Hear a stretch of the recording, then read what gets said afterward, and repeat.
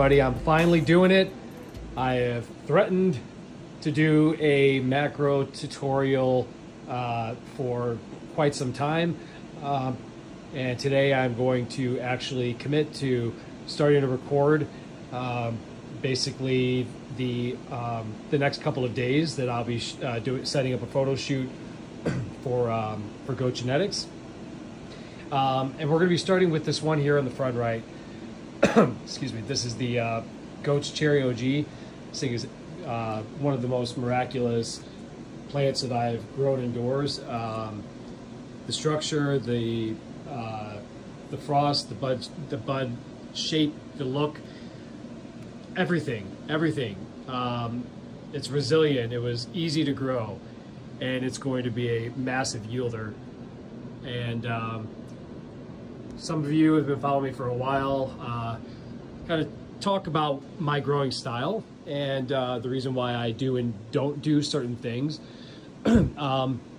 So when I grow plants for other people, that if I'm going to be taking pictures for them for marketing purposes or things like that, 9 times out of 10, I will never top. The only times I will top is if I know that height is going to be an absolute issue, and I know that cultivar is going to stack up regardless. Otherwise, I will not top, and I will try to manage height otherwise. So that way, you get a single leading cola, like this beautiful one right here that I'm going to be able to photograph. And, you know, you get like the big full buds and everything. It's not spaced out. And it's just, it just helps make everything a bit more photogenic. So with that in mind, the end result for me, my priority is taking the most beautiful pictures possible. So I preserve leaves strategically in certain areas that I will ultimately decide when I'm in my studio if I'm going to trim off or not, if they add to the visual appearance of the flower. If the leaves are, you know, disgusting and necrotic like these guys back here, that one that will not be photographed, you cut the leaves off. But if they are these stunning and still very perky, you know, purple, those fall colors, and they're adding to the visual, you know, how striking it is, you might want to leave those on. So, I mean, we will go over a lot of like very high level settings of your camera, the type of equipment that you're going to need to accomplish various things. So it depends on what your goal is. If you want to get those incredible jet black background 360 hyper zooms, there's going to be an investment in the upfront. It's rather significant in order to be able to accomplish that. This is not something you could spoof. You can, to a point, you can make, you know, phone pictures look better just with tweaking a few settings and keeping some things in mind in terms of like lighting and angle and things like that. But for the most part, in order to accomplish professional level, you know, fully edited 360 hyper reels, then you're going to need to make some sort of an investment. And I will kind of talk through where I have invested and where I feel I regret investing and maybe could have gotten by on things that were maybe a little less expensive. But to start, we're going to go ahead and snip this leading branch here. So you basically, every plant is completely unique, obviously. So you're going to take into consideration the unique characteristics and qualities of that plant, the build structure, the bud spacing, things like that. So you can see we have a very large intact cola that goes down about 7 nugs. And then it starts spacing out, and then you start getting some side branching. Side branching I don't recommend including, just because it tends to screw up your focal point as the pictures rotate around. If you're doing with the branch, you're going to need to be pretty far back and have a lens ratio that's probably something about like a 90 millimeter or even further, so you can capture the entire subject in the field of view in focus. And when you do that, you're going to lose that really fine detail with the trichomes, that when you zoom in, things are going to look just a little more pixelated because you had to be so far back. So for me, I am going to be snipping right here. I'm going to leave myself you know, a good inch or so to insert where, you know, my little, you know, whatever, the little holder that I have for branches is going to be is going to have enough to kind of like slide down in there so it doesn't move around or anything. But I'm not going to be able to do this one-handed, so make sure that this branch doesn't fall onto the ground. I'm going to go ahead and stop the recording now. I'm going to go ahead and snip this, and we're going to pick this back up in the studio, and we'll go a little bit further into detail as we move forward with the process. Let's do it. All right, so there we go. I mean, this thing is pretty much photo ready right off the bat. I'm going to end up trimming off some of these lower sugar leaves, but for the most part, what's up top is going to be left. It's always a real treat when you get to shoot something that already looks like ridiculously photogenic, and you don't have to do much to make it look, you know, to capture that beauty. So I think this is going to be one of those. So one of the considerations when you're taking 360 spins, it takes around 40 minutes for the full spin to take its course. Over the course of that 40 minutes, any of these larger fan leaves that are perky, by the time that makes its full rotation, they more often than not will start to droop. And when you're rendering your pictures, there's going to be a noticeable kind of judder when your leaves are kind of shown at the beginning of the 360, where they're kind of perky, and then at the end it's going to be droopy. Things don't line up. So I'm going to take these middle leaves off, like this guy right here, this guy right here, take off a couple of these down on the bottom, just so I can, because at the end of the day, people don't want to see the leaves. They want to see that, you know? So let's give them what they want to see. So snip that off carefully, snip that one off carefully, leave these, so that way you have this nice, beautiful kind of like, you want balance, right? So trying to go for visual balance. What looks good to you? What is striking to your eye? You know, that's what you're trying to capture. All right, so I'm feeling pretty good about how this looks here. You can see how much I took off. Trimmed off a fair amount. A lot of it was just manicuring, just to uncover bud sites, make sure that we're kind of getting maximum flower visibility. And I actually noticed, so just again, nitpicky, just something that I think about, because I am cognizant about how these are going to look, you know, on Instagram and stuff like that. So I'm actually going to go in and trim a couple of these that are overlapping, just so it doesn't, see how it kind of takes away from that bud right there, you know? It's just that simple little flap. I'm going to clip that real quick, one sec. Okay, there we go. So one of the most important aspects, I apologize for any background noise. We have a lot of animals and a lot of kids, and there's probably going to be interruptions, but bear with me. Lighting. Lighting is just of the utmost importance when we're talking about macro photography, really photography in general, but it's even more so important when we're talking about making something that appears small to the naked eye, large in photos. So that is essentially what we're doing with macro. And you need lots of quality light. So real quickly walk through what I am running in terms of equipment. All right, so in terms of the lighting situation, we're trying to get light from all angles, from the lower, the top, not from behind, because that's gonna cause issues in your pictures, but from everything basically that is going to be in focus. So I kind of have been a bit more selective and thrifty when it came to the lights that I purchased. Lighting is definitely a place that you can get some high quality lights without having to invest a ton. Here's a couple examples of the ones that I'm running.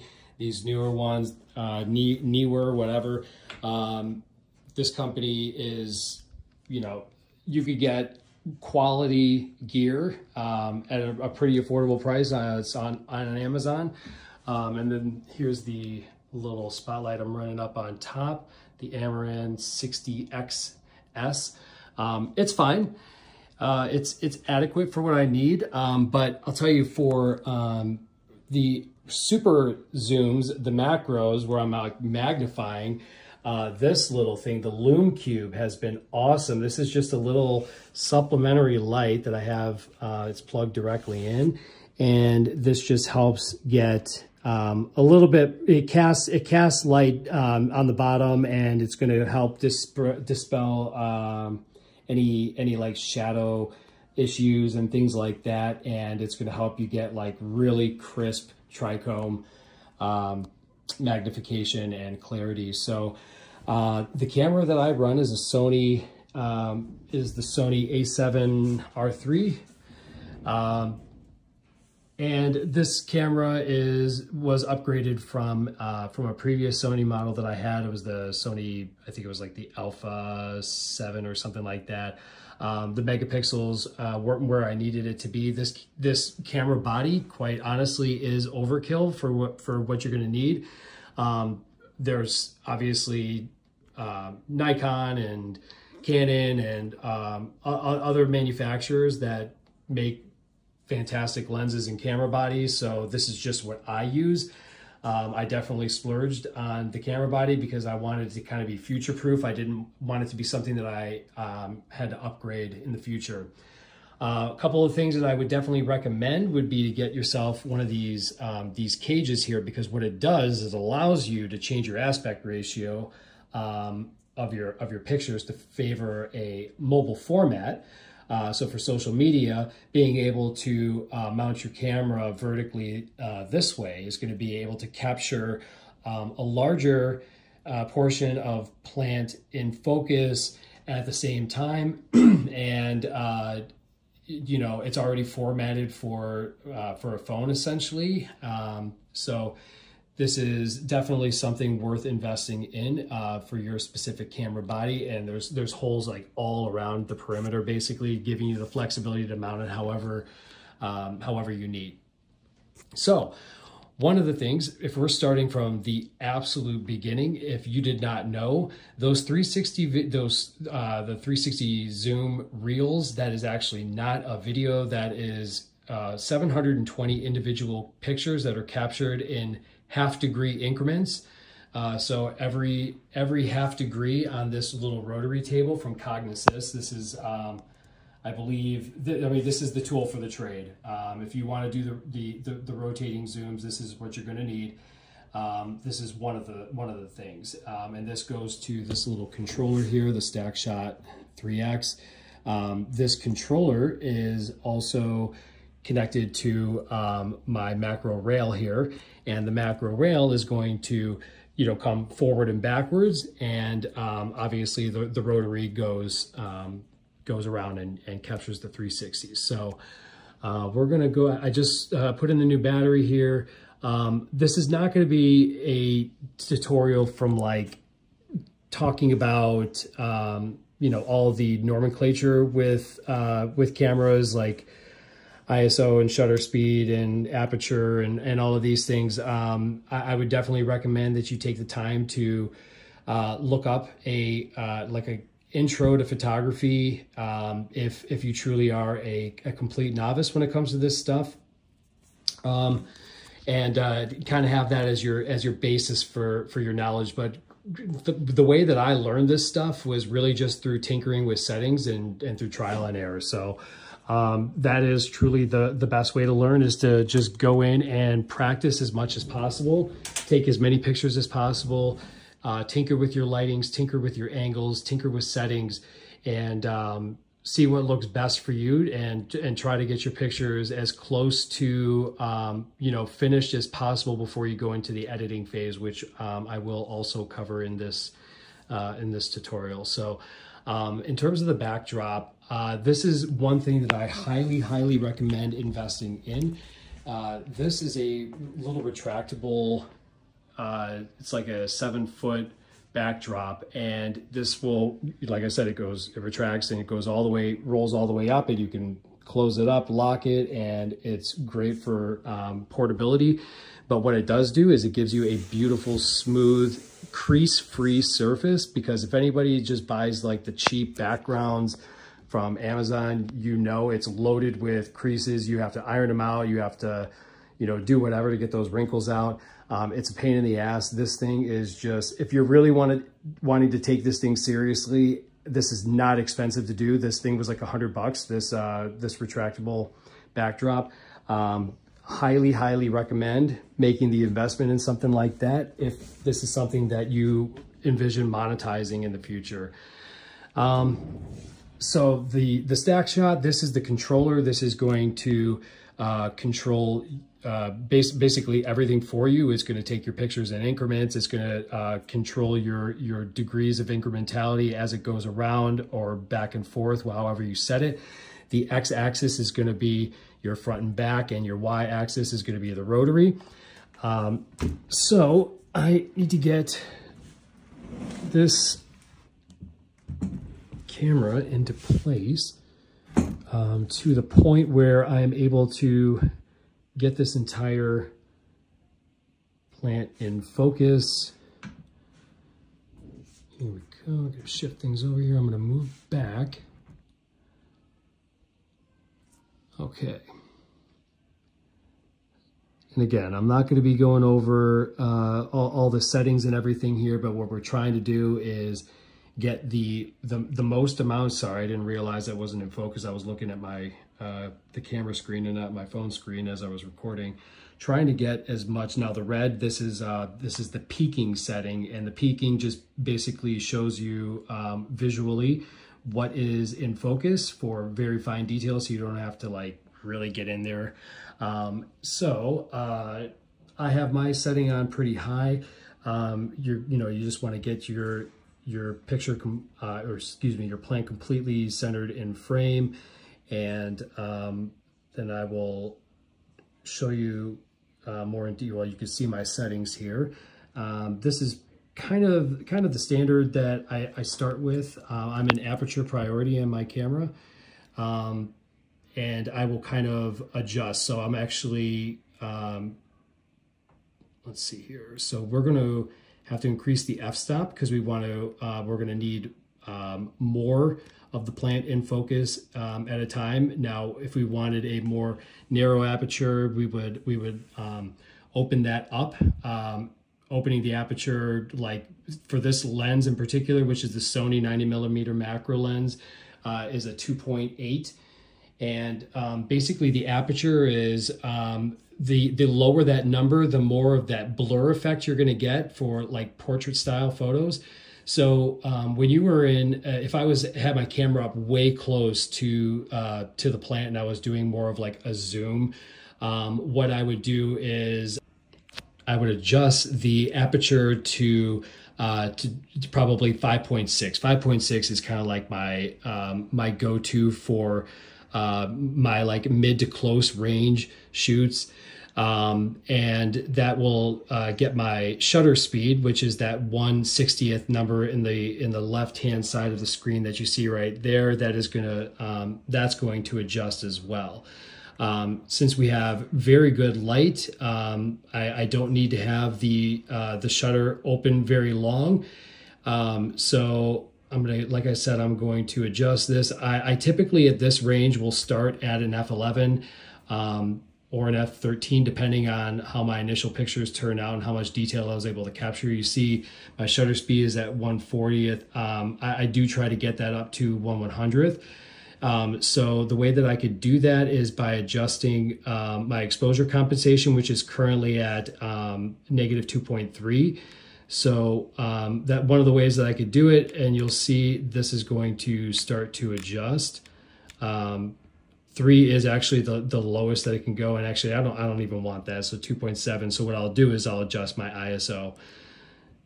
So for this range, I think typically yep, right there, 250 is going to be it.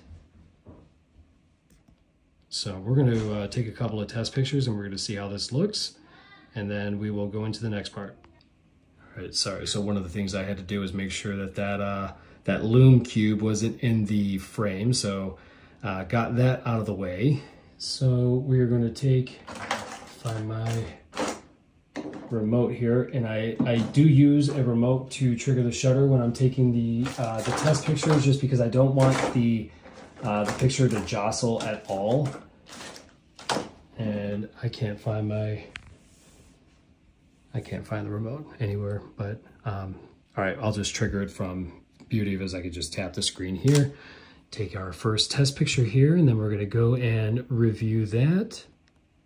Whoops. And we'll zoom in, and we will pan down, and we're going to make sure that everything was in focus that we wanted. So far, so good.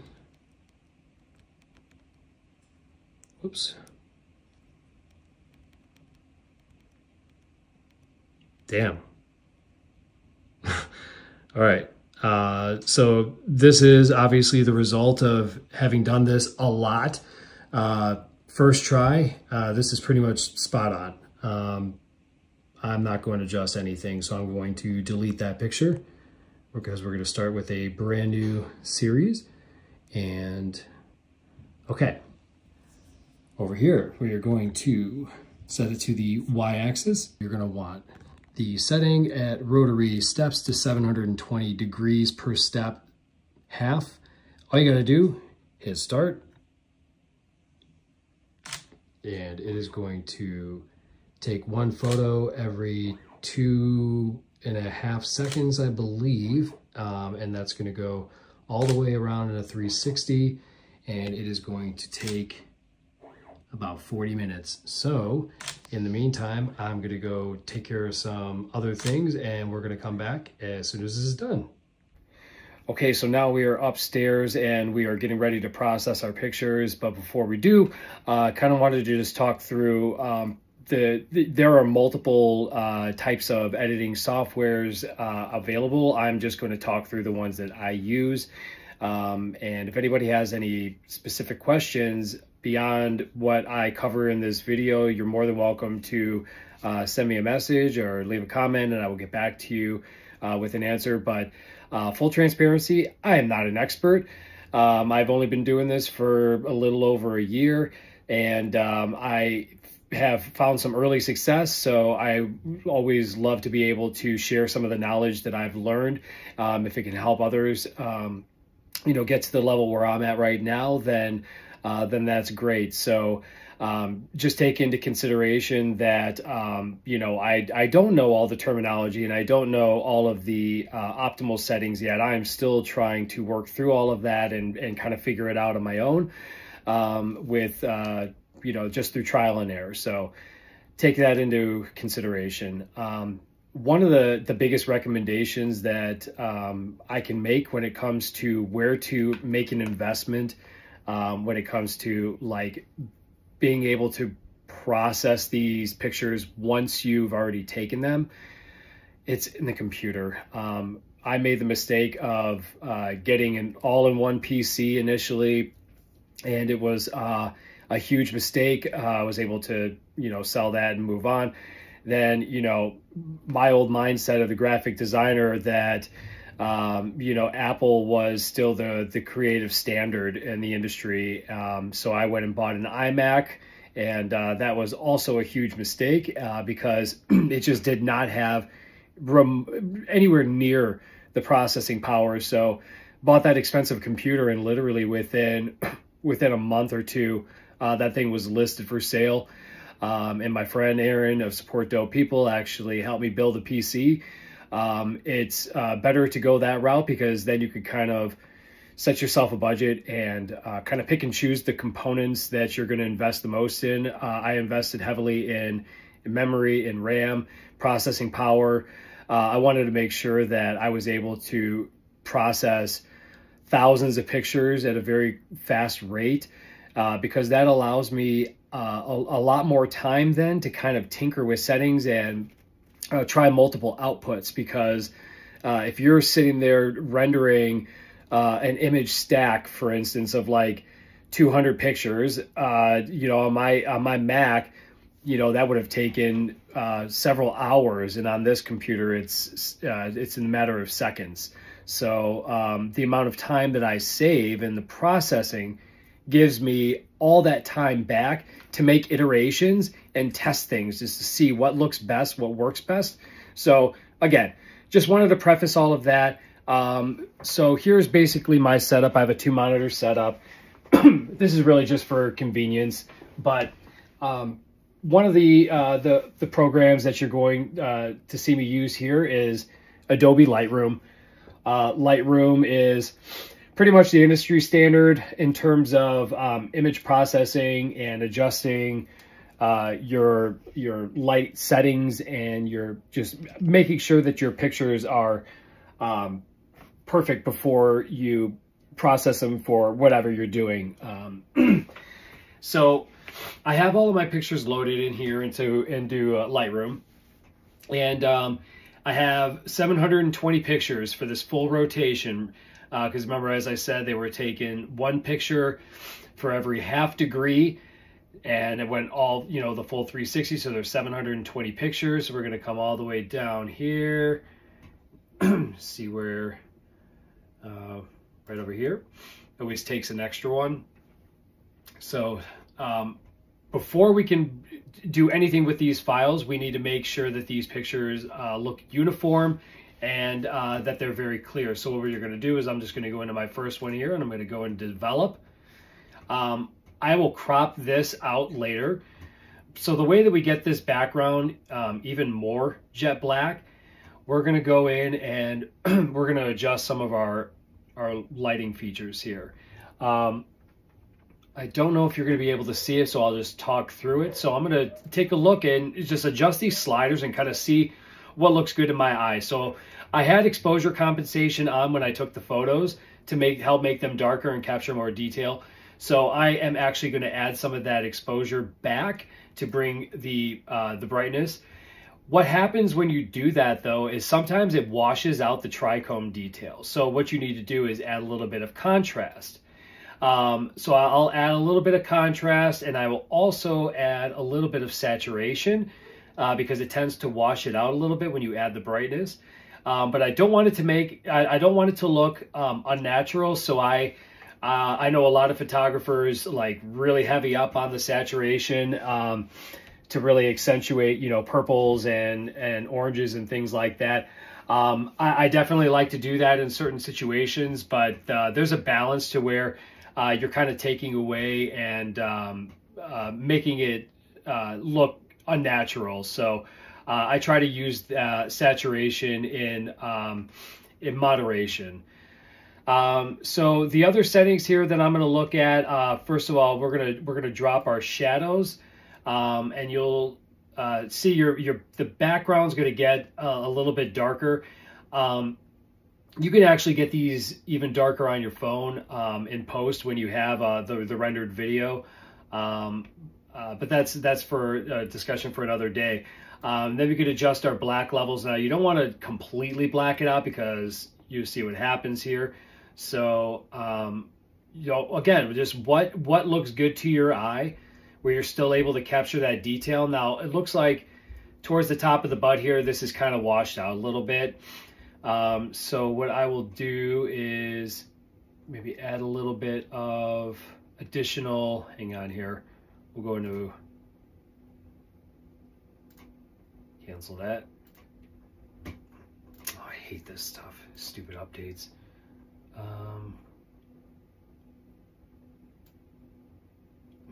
See, you bring up the highlights a little bit there.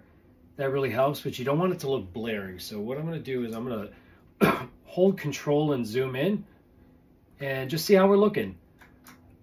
So we'll back out. That was a little too much zoom. And see if anything looks unnatural, washed out, anything. I should have used a color checker. I did not, obviously, but definitely something that you would want to consider doing in the future. It's something that I have not really perfected myself, so I didn't use it, but definitely something you should consider looking into, the color checker, just to ensure uniformity across all of your images. But let's see what looks best here. I'm gonna kind of adjust the whites down a little bit. I'm kind of liking this. This looks pretty good. So I'm gonna add a little bit of vibrance to it. Here we go. Okay, now once you have an image that you're satisfied with, you're going to go back to your library. You're going to select the image that, or make sure that the image you just edited is selected, and just scroll down to the end of the series of pictures for which you want to apply the exact same settings. So I'm going to go through picture 721 here, and down in the right corner there is going to be sync settings, and you're just going to click that.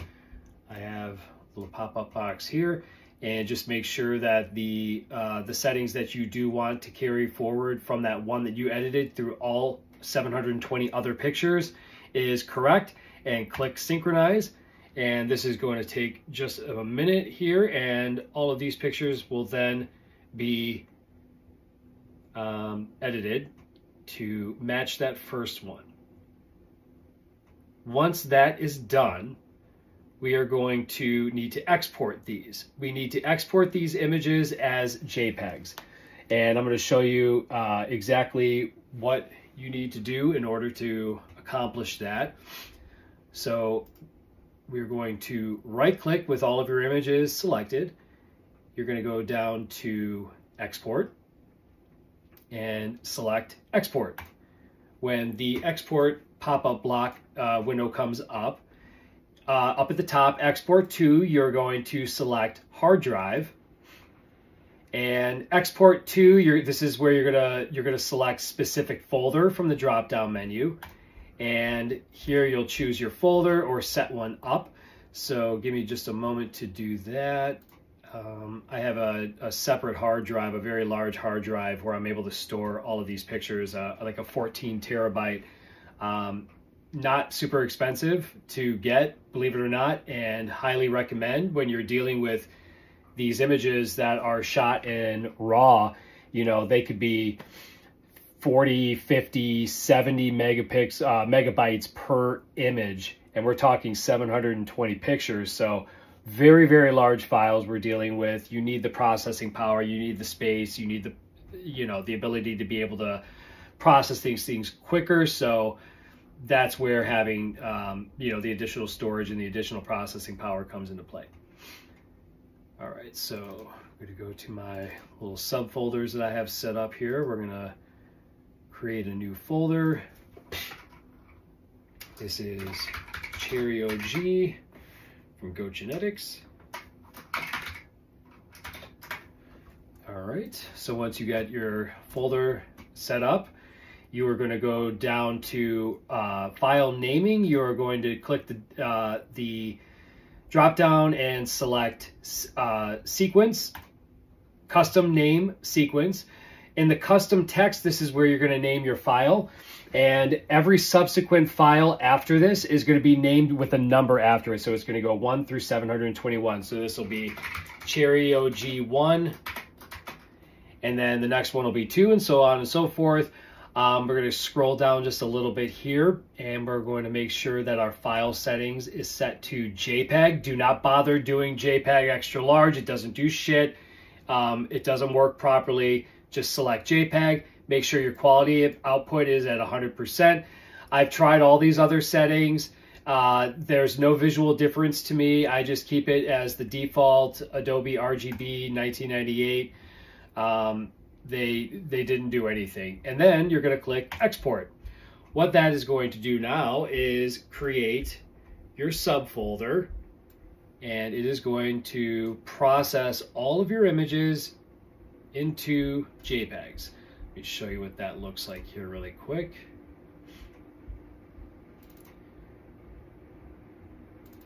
Okay.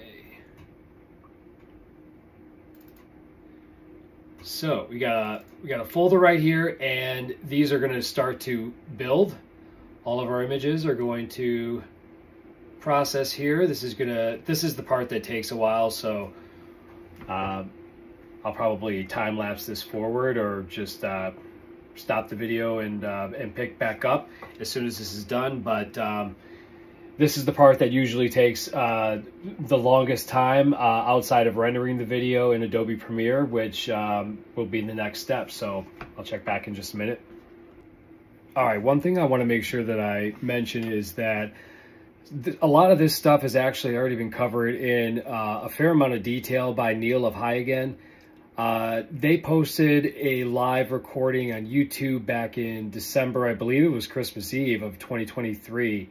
And Neil went into a fair amount of detail talking about the entire process, setting up a plant and your lighting, settings, things like that. So I definitely recommend people go and take a look at that.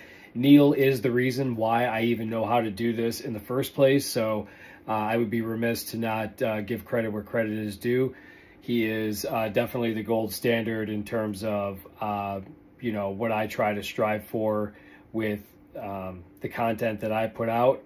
He is truly a talented person. So just wanted to give shout out to Neil. Anyways, so full transparency, there might be multiple editing softwares out there that are capable of taking static images and rendering them into a video. I just don't know of them. I personally, since I use Photoshop for graphic design, and then I use Illustrator, I use Lightroom, multiple Adobe products. I use their package deal. It's a monthly, it's like $38.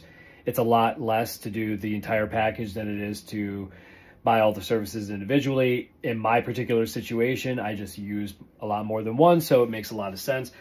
So I use Adobe Premiere. This is going to be the program to actually render your pictures to get that 360 spin. So we're going to start you're going to start a new project. You will create a folder, title it, do everything that you got to do, and you got to get to this edit screen. In the edit screen, down in the bottom left corner, you're going to see a little blue button for import media. You're going to click that. You're going to get a pop-up. You're going to go find your folder where all of your pictures were exported, your JPEGs from Lightroom. So I will navigate there right now. And all you got to do from here, since your pictures are already numbered in sequence, they are already going to be in numerical order. You're just going to click the first picture up here, and automatically, it should be automatic, but if it isn't, just make sure that this box for image sequence is checked right over here in the bottom left. And then you're going to click open. Here's your file. You're going to click this image and drag it over to this main timeline here. And here's where we have our picture. And this is where we can actually do some additional edits. Make sure that your file is selected, and you could go up into your color panel here, and you can, you know, drop your background even lower. So you could actually take the black and dip it real low here. It actually almost fades that out into oblivion. And then you can kind of increase your exposure a little bit just to make sure that it's not dark and you lose detail. You can also add just a little bit of saturation here too if you like, but I feel pretty good about that. So the way that you can manipulate speed in this to kind of like give you the rotating speed, I'm going to show you basically the settings that I use. I kind of have a baseline for most of the ones that I do, and you know, depending on the project, I might tinker with a few things here and there. I let the plant kind of speak to me as to creatively what the vibe needs to be with it, if it needs to be aggressive, if it needs to be more mellow, in terms of like music selection, in terms of speed and lighting effects and things like that, that you ultimately pull in when you're doing your editing. So what I do is you right click the file and you're going to go to speed duration. I set these, pretty much my baseline is always going to be around 250% speed, which gives you a full rotation in 9 seconds, because you got to take into consideration how long your video is going to be on Instagram. People don't have a great attention span, so you definitely want to keep it to less than a minute if you can, in most situations. So one of the things here in the drop-down menu where it's currently in frame sampling, you're going to select optical flow, which is going to give you just a little bit better, smoother output. But I will tell you, there's also an additional hack that is incredibly valuable that I will cover at the very end of this. And when I talk through my process and how I add text and add music and everything, I am not good at Premiere, so I actually haven't even gotten into like those types of settings for Premiere. I do everything actually in CapCut. It's just a little bit easier for me. It's a easier user interface, so it's just what I personally do. But if you want, this software can do all of the same things. It's just you need to take the time to learn it if you haven't already. So you're going to click OK, and that's going to kind of truncate your file here. And what I normally do is, since you want multiple rotations, is that right now I'll just go ahead and set up a copy and paste multiples.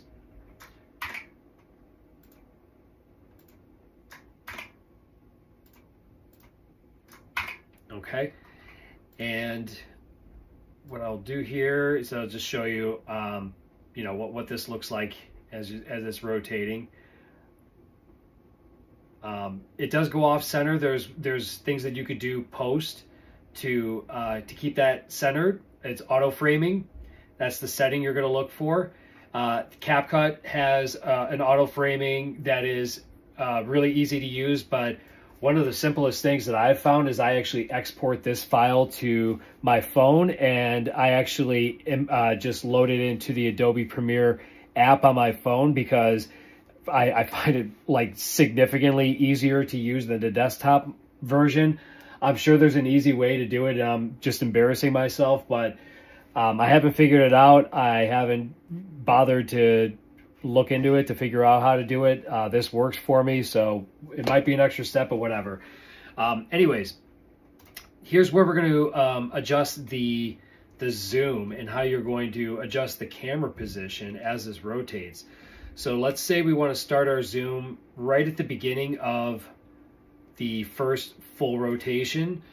What we're going to do, what I personally like to do, we're going to slow it down, right? We're going to kind of give that dramatic effect. So let's drop this down to 100%. That's a 24-second rotation. You know what? That's a little too slow. We're going to do, let's do 150%. That's 16 seconds for the full rotation. Make sure optical flow, click OK. Actually, let me delete this because I think that, no, I'm not going to delete it. I'm just going to, for some reason that did not work.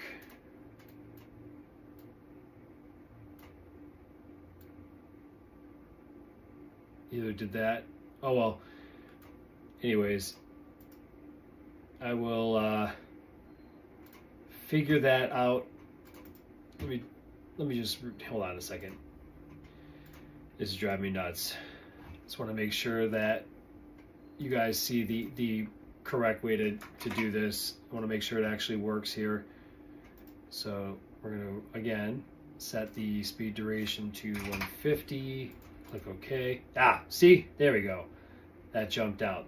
It did screw up before. All right, so at the beginning of this second rotation here, this is where we're going to start our zoom. Up here in your top left panel, this is where you're going to set your keyframes. So we're going to click position and scale, and we are going to scroll forward in our video.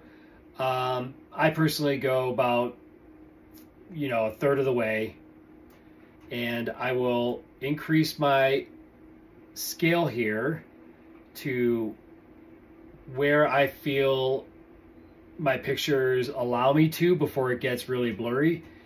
And you can see this is off center, so the way that you adjust this to get this back in frame the way that you want it to wherever it starts, you're going to go up to position. And this, if you hover over the blue numbers, there's a left number and a right number. This adjusts your one number. The left number will adjust your left and right position, and the right number will adjust you top and bottom.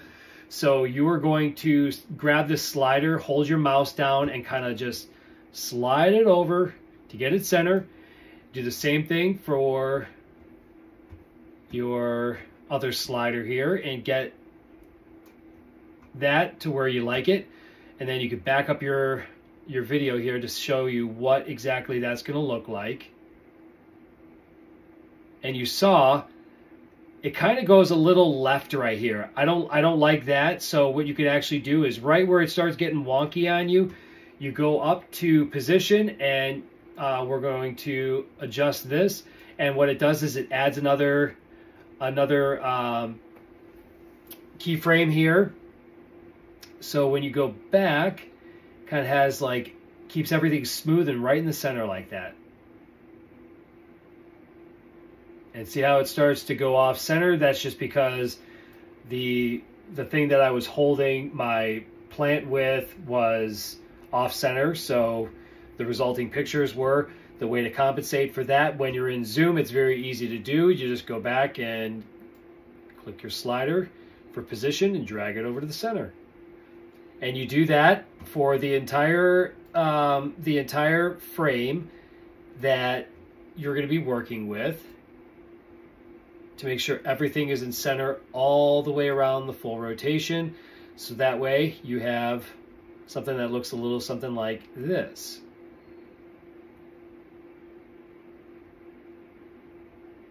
All right. Now, from this point, you can add, copy and paste. This is what I'll show you how to do this. So when you copy and you paste, and again, there might be an easy way to do this. I just haven't figured it out. I'm going to replicate the speed here to make sure that there's no like weird choppiness, or like a break off in between the videos. See how it jumps back to the original image there, and that position and everything. So what you're going to do is you're going to select the your previous file, and you're going to get the, let's see here, drag your slider here till you get to the very last frame before it switches. So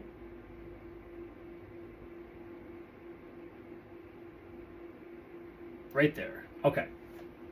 Now the numbers that you're going to want to copy down. And again, I might be really embarrassing myself because there might be a much easier way to do this. But it's going to be your position numbers.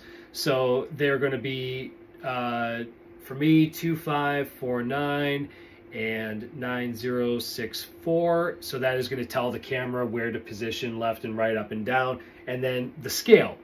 So I'm at a 300% zoom right now. So we'll go to this file and we're going to do the same numbers up here. So this will be 2549, this will be 9064, and this will be 300. And then when you rotate over, it continues and it is smooth. So we start going off center here. So we're gonna drag him back over. Going here, continues to go slightly off center. I'm just going to bring him back left a little bit here. And it starts going a little bit left. So we're going to bring it back right.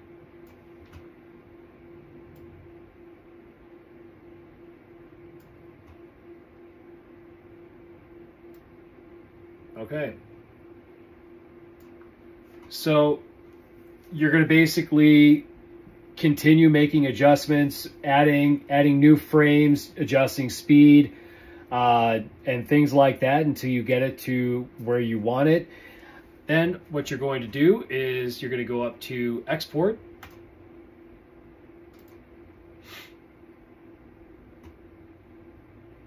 Maybe.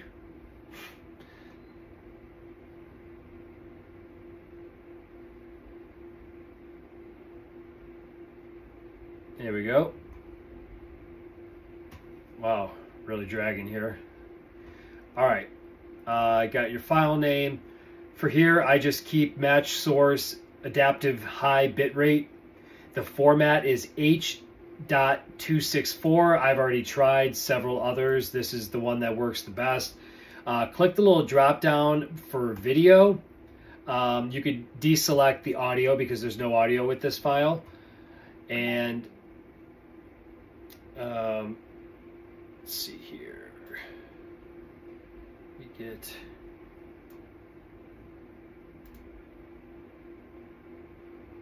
I don't know what happened to my. What is going on? My computer is not super happy with me right now. Hang on, let me back out of here. Good Lord. Okay. Don't want the video to turn off.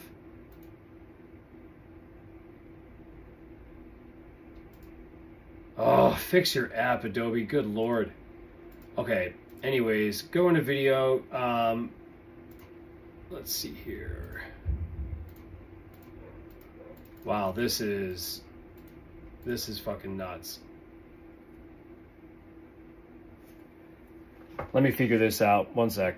Basically, you don't have to really mess with any of the other settings, but you could click the More button and it pulls up these additional options. I always use maximum render quality.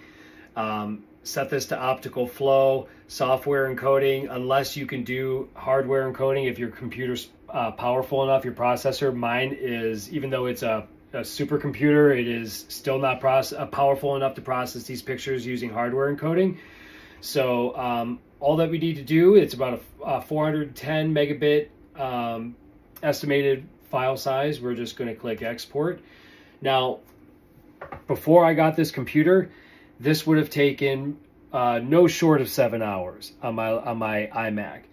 But this computer, when it's actually running smoothly, which I need to do a reset. I've had this thing running constantly for quite some time, but this thing would typically process these pictures in about 3 to 6 minutes, so significantly faster. I'm gonna pop back on here as soon as this file is done and my computer figures out what the hell it wants to do.